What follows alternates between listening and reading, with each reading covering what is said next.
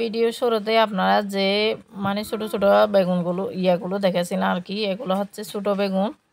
আমরা এগুলোকে ব্যাট বাইন বলি, আপনারা কি বলেন সেটা আমি জানি না। এই যে এটা আমার শাশুড় বাড়ির একটা ক্লিপ।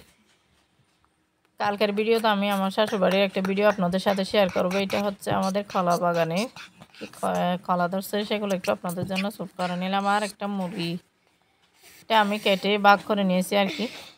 এই যে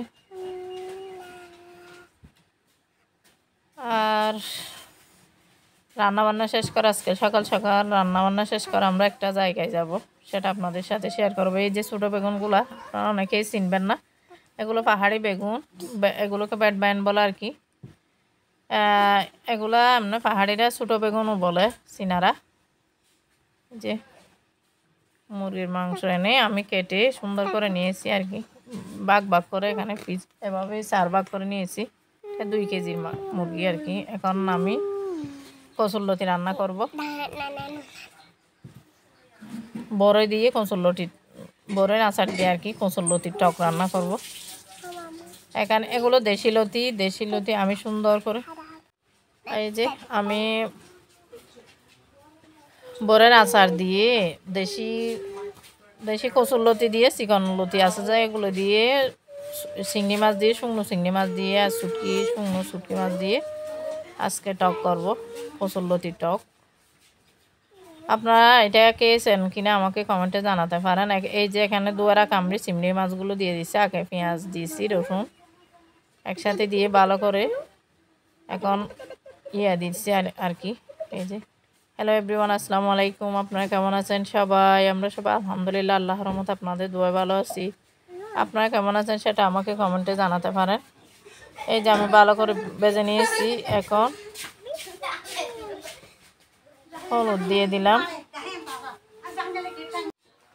এই যে চিংড়ি মাছটা, শুকনো মাছটা ভেজে নিয়েছি।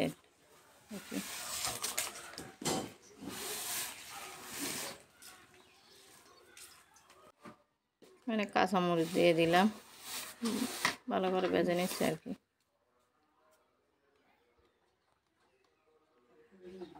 যাতে মানে চিংড়ি মাছের একটা স্মেল, বাজে স্মেল থাকে যে সেটা চলে যায়। এখানে ধনিয়া দিয়েছি আর শুকনো মরিচ,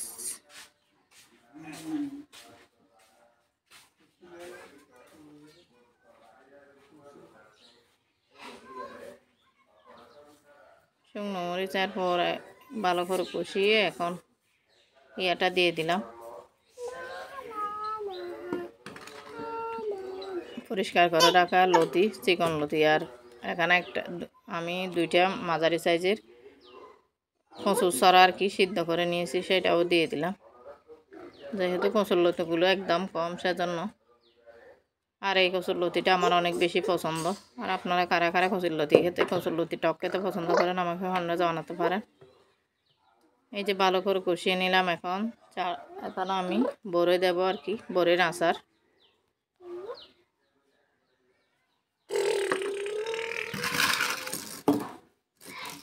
এই যে এখানে আমি সিদ্ধ করা, এখানে যেহেতু কচু সেখানে মানে যদি কাঁচা পানি দেওয়া হয় তাহলে একদম পানসে হয়ে যাবে, সেজন্য আমি একদম সিদ্ধ করা পানি দিয়ে দিলাম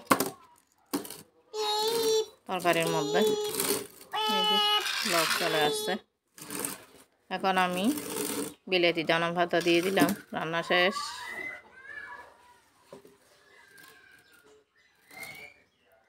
খেতে অনেক বেশি মজা হয়েছিল, যেহেতু আমি খাওয়ার পরে বয়েস দিচ্ছি। এই লতিটা আমার অনেক বেশি পছন্দ। এই যে কচুর লতির ফাইনাল লুকটা একটু আপনাদের দেখিয়ে দিলাম। এরপর আমি আজকে টমেটো চিকেন রান্না করব। এখানে আমি হলুদ আগে ম্যারিনেট করে নিচ্ছি আর কি। এখানে 2 চামচ হলুদ দিয়ে দিয়েছি, 2 চামচ মরিচ, 1 চামচ ধনিয়া আর 1 চামচ চিকন জিরা দিয়ে দেব।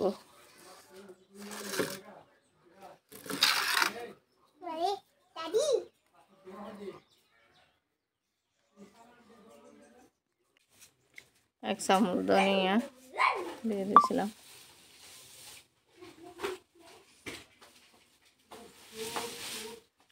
আপনারা যারা আমার পুরাতন ভিউয়ার্স তারা তো জানেন আমি সব সময় আমার যে কোনো তরকারি আগে ম্যারিনেট করে রাখি। এখানে প্রায় 1.5 কেজি পরিমাণ মুরগি, 1500 গ্রাম আর কি। এখানে আমি গোটা এলাচি, দারুচিনি, তেজপাতা আর গোটা জিরা দিয়ে দিলাম, আর পেস্ট করে রাখা মশলাটা দিয়ে দিলাম। এখানে আমি পেঁয়াজ পেস্ট করে নিয়েছি আর কি। এই রান্নাটা এভাবেই করতে হবে। এটা বিহারি টমেটো চিকেন। এভাবেই রান্না করে মাংসটা ভালো করে এখন মেখে নেব। ম্যারিনেট করে রেখেছি, লবণ একটু দেখো, লবণ আমি একসাথে ম্যারিনেট করার সময় দিয়ে দিই, যাতে এর ফলে রান্নাটা অনেক বেশি মজার হয়। মশলাগুলো মাংসের মধ্যে ভালো করে ঢুকে যায়। এগুলো বাচ্চারা এখন চিকেন খেতে অনেক বেশি পছন্দ করে, এরা তরকারিও খেতে চায় না, মাছও খেতে চায় না। তাই আমি একসাথে বেশি করে রান্না করে ফেলতেছি, এরা খাবে আর কি।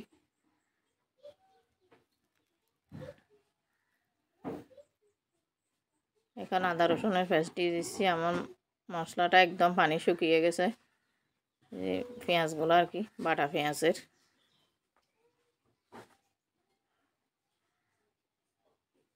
আর আমার প্রিয় আপুরা কে কে এই মুহূর্তে আমার ভিডিওর সাথে আছেন জানি না।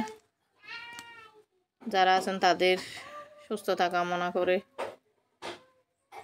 মহান আল্লাহর কাছে সবসময় প্রার্থনা করি আপনারা যাতে সুস্থ থাকেন, ভালো থাকেন। এই যে আমার মশলাটা ভালো করে কষানো হয়ে গেছে, আবার ম্যারিনেট করা মাংসটা দিয়ে দেব।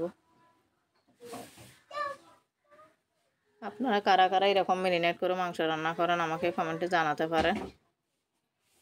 আপনাদের সুন্দর সুন্দর কমেন্ট আমাকে অনেক বেশি অনুপ্রেরণা যোগায়। আমি এখানে কারো প্রত্যেকের কমেন্ট অনেক সুন্দর। আমি বিশেষ করে একজনের কোনো কমেন্ট পড়ি না, কারণ আমার কমেন্ট পড়লে মানে কমেন্ট যদি না পড়ে তখন আমার মন খারাপ হয়ে যায়। ঠিক আপনাদেরও এরকম হয়তো হতে পারে কমেন্ট, সেজন্য আমি কারো মন খারাপ দেখতে চাই না। এই যে এখানে মাঝারি সাইজের একটা টমেটো আমি কেটে নিয়েছি, যে টমেটোটি ভালো করে কষিয়ে নেব।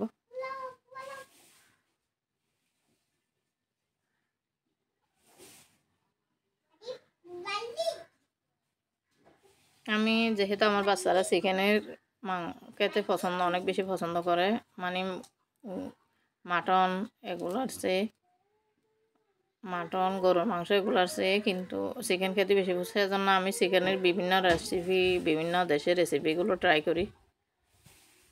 আপনারা কে কে এরকম করেন আমাকে জানাতে পারেন। যে মাংসটা ভালো করে মাংস থেকে পানি বের হয়েছে আর কি, সেটাতেই আমি কষিয়ে নেব ভালো করে।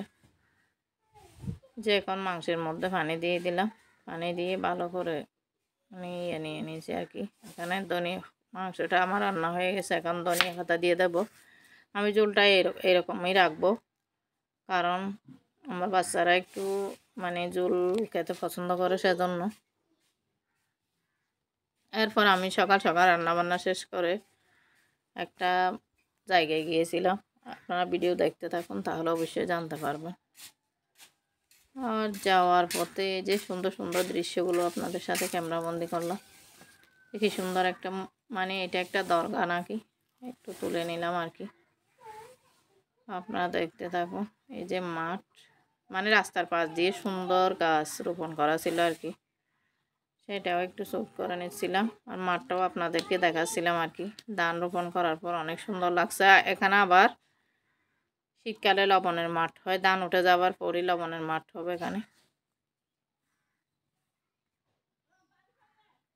এবার বাঁশ দিয়ে করছিলাম। এই যে দেখেন শাপলা, এখানে সব মানে কালে বিলি শুধু শাপলা গাছ আছে অনেক বেশি।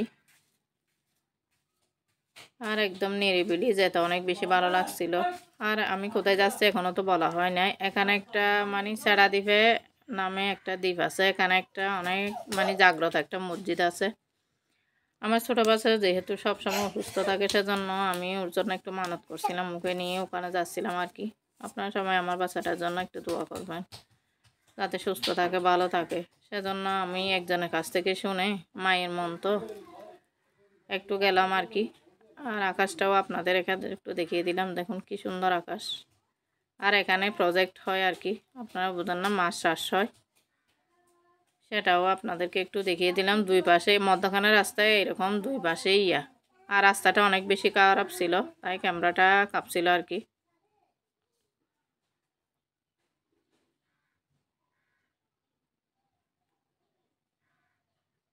এই যে মানে রাস্তাটা ইটের রাস্তা ছিল আর কি, ভাঙা চূড়া রাস্তার পর আমরা এই যে মসজিদে এখানে মসজিদটাতে চলে আসলাম। আর আমি যেহেতু এসেছি আপনাদের একটু দেখাচ্ছিলাম আর কি আশপাশের পরিবেশটা। এই যে এটাই হলো মসজিদ, এখানে আরেকটা নতুন তৈরি করা হবে আর কি। মসজিদটা অনেক বেশি মানে ভালো। এখানে একটা কথিত আছে যে এখানে নাকি একজন ডাকাত অনেক বেশি মানে বেশি ডাকাতি করতো। একটা মেয়ে মানে মেয়ে আনলে নাকি, নতুন বউ আনলে মেয়েটা যদি সুন্দর হয় তার কাছ থেকে নাকি রেহাই পেত না।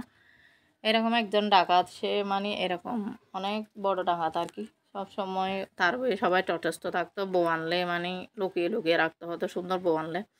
এরকম একটা ডাকাত নাকি এই মসজিদে গিয়ে মসজিদের মাইক চুরি করে মাইকটা খুলে ফেলছে। খোলার পরেই ওই লোকটা আর এখান থেকে বের হতে পারে না, মানে একদম বদির হয়ে গেছে, কাতও বলতে পারে না, মুখ দিয়ে নাকি লালা বের হয়। এরকম একটা জাগ্রত মসজিদ।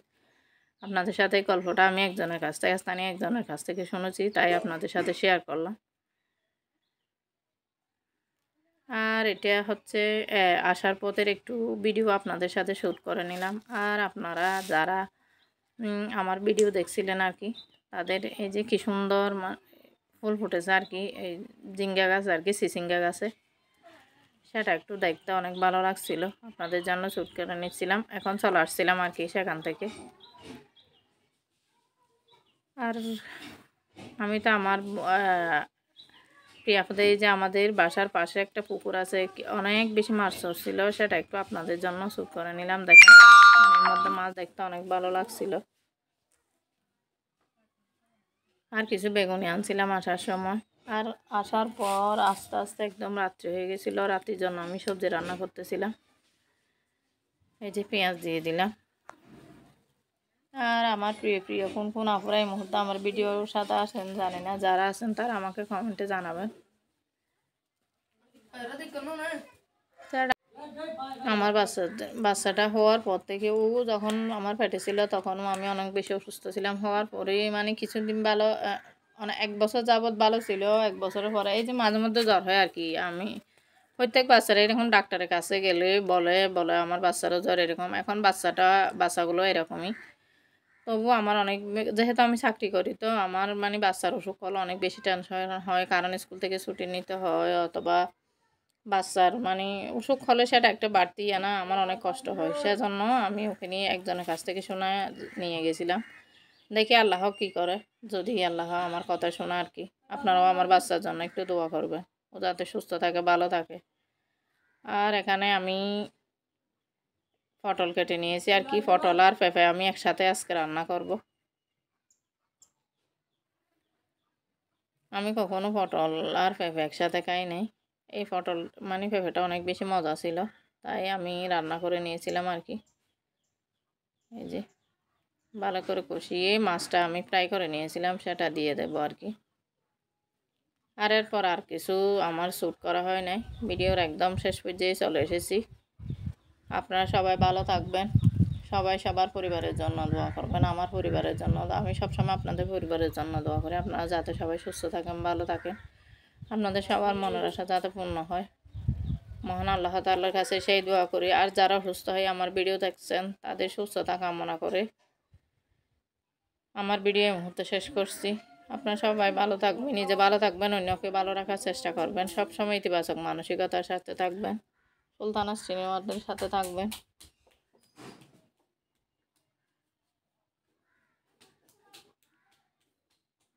আর আপনারা পরবর্তীতে আমার শ্বশুরবাড়ির একটা ভিডিও দেখতে পাবেন। আমাদের মহানবী সাল্লাল্লাহু আলাইহি ওয়াসাল্লামের ঈদে মিলাদুন্নবী উপলক্ষে আমি আমার শ্বশুরবাড়িতে এসেছি আর কি। এই যে আমি এখন একটু চুলের জন্য পানি দিয়ে দিলাম।